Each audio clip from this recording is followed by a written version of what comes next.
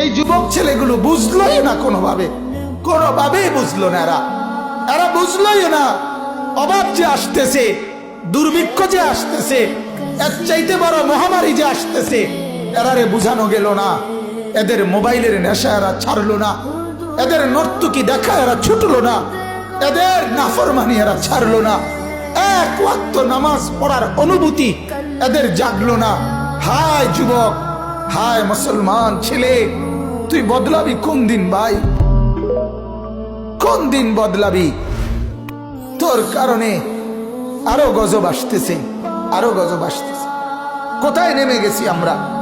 সেদিন পত্রিকা আসছে, ক্লাস 7-এর ছেলে, 7ম শ্রেণীর ছেলে কর্তৃক এক মেয়ে ধর্ষিতা, ধর্ষণকারী ক্লাস 7-এর ছাত্র। এই আমার বাংলাদেশ।